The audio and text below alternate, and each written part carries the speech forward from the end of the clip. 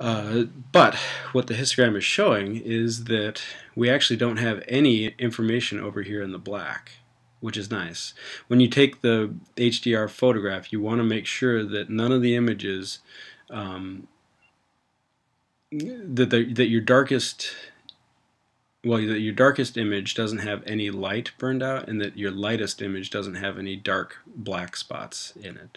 If that makes sense.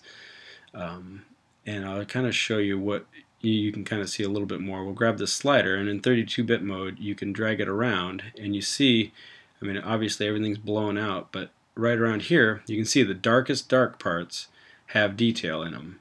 There's information in there, and we can actually blow it all the way out.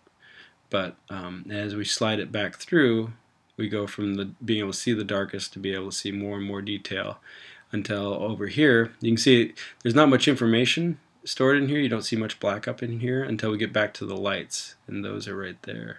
And actually, as you can see, I didn't quite get all the lights. I could have done one more exposure, and that'll show up later as a little artifacts, but we got pretty close to getting all the detail in the lights. So that's the file. That's the beautiful highly detailed file that actually doesn't look terribly great in this window, and that we can't actually print or view properly because it's such a massive, highly detailed file. Oh yeah, I was talking about ghosts. You can see up here there's a remove ghost button, and you would, if you had like a person walk through in one of the frames, you could click that, and then you select which photograph you want it to use as sort of the master or the template, and then it removes anything that doesn't match up in the other images with that image.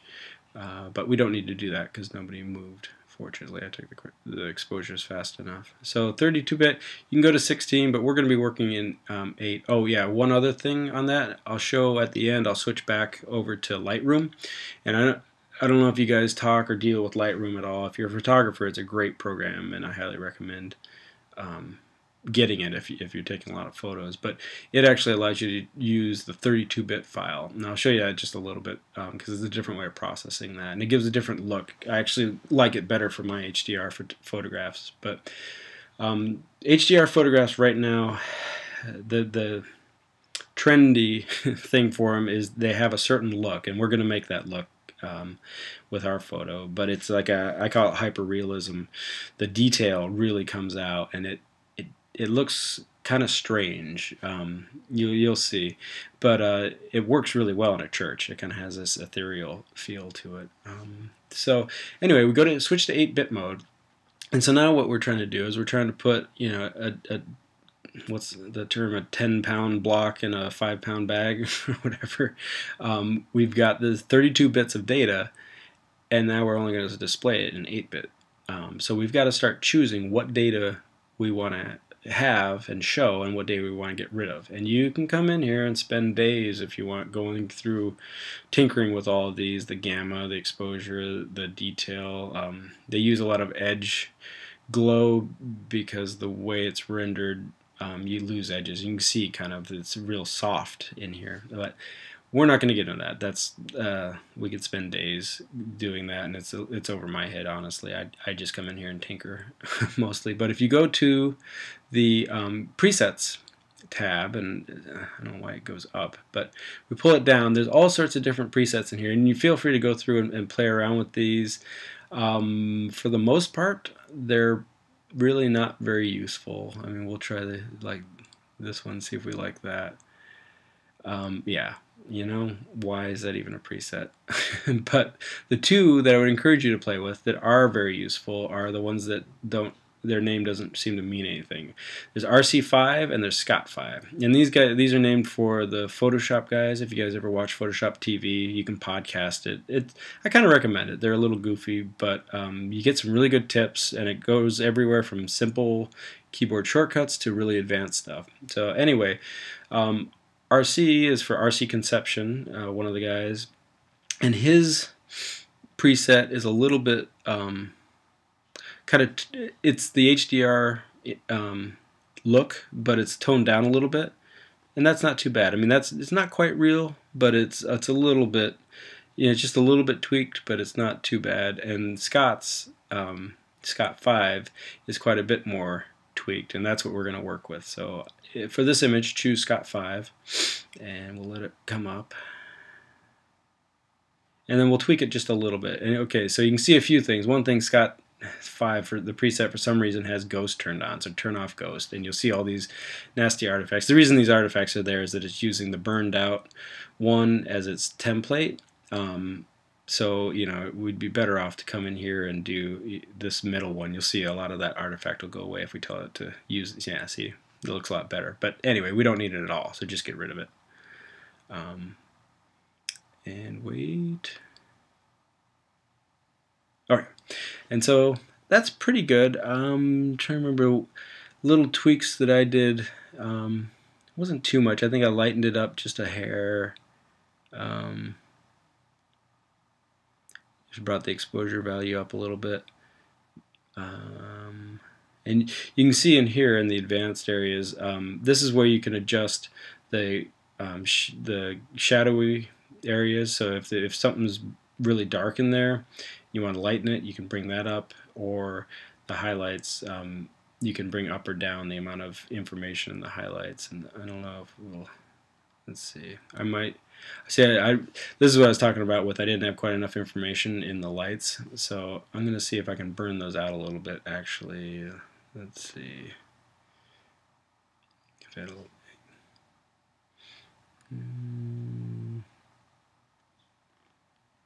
Not really. Let's see. I mean, we can do it a little bit with the gamma too, I think. Gamma. So, but anyway, you can see that as like, especially in the wood grain and some other places, it looks just a little bit different. It catches your eye. It's an interesting look, but it's just a little bit different than what you would what you see in real life. Like I say, hyperrealism.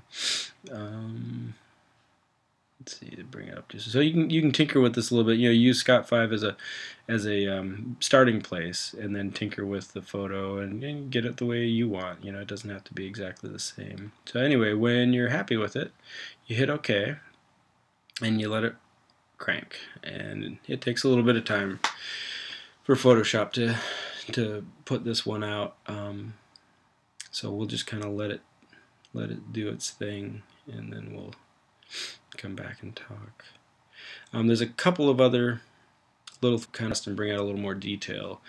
It's almost like a sharpening move, but these are really kind of strange ones that don't make a whole lot of sense. I call them the Photoshop Jedi moves, Jedi Knight moves. But so there's our photo, and we'll just kind of look a little bit, you know, at some of the, like we have, oops, a little too close. But we have lots of really nice detail in here, and yeah, there's none of the shadows are burned out. You can see we're getting JPEG artifact. That's, you know, I probably zoomed in a little too far, but if you had the raw image, it would be much smoother than that. But over here, remember, this was our darkest spot, and there's plenty of detail in that. You can see, you know, all the wood detail you want. And then you can also come over to the stained glass window, and there's the detail in that, and that is sharper than the original. That's the JPEG artifact is kind of eating that up a little bit. But so let's zoom back out till we can see the whole thing, and we're going to do a couple of steps. Come on, there you are. Alright, so the first thing we're going to want to do is create a copy of our background layer, just because I don't like to tinker with the you know, the image. If this way, if you mess something up, you can come back and you just delete the background layer. So the quickest, easiest one for that, I like keyboard shortcuts. I don't know nearly enough of them, but is Command or Control J. And depending if you're on a Mac or a PC, and that just automatically duplicates the background layer and gives you a new one. So the first thing we're going to do to this is come up to Filters, and oops, we're going to grab the Distort. Wait, where did it go? said other, sorry, and high pass. So this is an interesting technique. The second one I think is even more interesting. And again, we don't have to get into too much of how and why this works, but what it's kind of doing is it's finding the edges, and it's turning the image into a gray and black composition based on the edges. And if you take up the radius is kind of how big of an edge do you want me to look for, and if you take it up real high, then you get real soft. If you take it down too low, then it's finding all those little edges and pulling them out, and it almost becomes totally gray. So what we're going to do is come up more kind of where it was, around in the 9, maybe a little bit less, so that you don't have a lot of color in there. There's a little bit in the windows, but everything else is kind of a gray value. And another thing you can experiment with. So, isn't that lovely? Now we can come over to our blend mode though, and we can let's try overlay.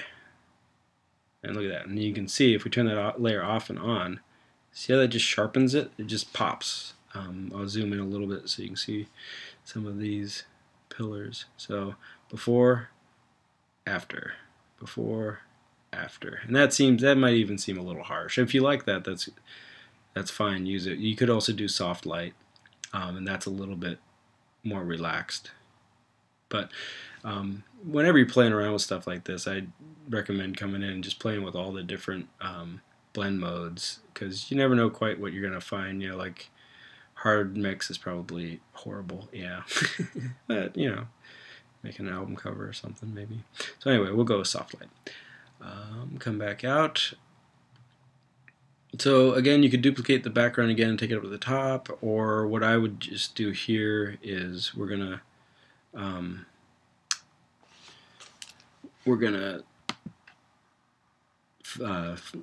flatten the image just to keep it easier to work with and make it easier in our processor and whatnot. So we're gonna duplicate that layer again, Command J, and we're gonna do yet another kind of bizarre thing. This one is even a little bit less. So like sometimes this is a little bit too sharp, and this is a way of kind of toning that down a little bit. So we're gonna grab the Gaussian blur, and we're gonna make it pretty high. Yeah, I mean probably like 40 or 50. We really want to kind of blow that out. Okay, and then again do soft light, and let's see what this one has done. So see how that was, this one actually kind of increases the contrast and darkens the dark and whitens the whites, but in a very specific way that keeps detail. You can see before, after,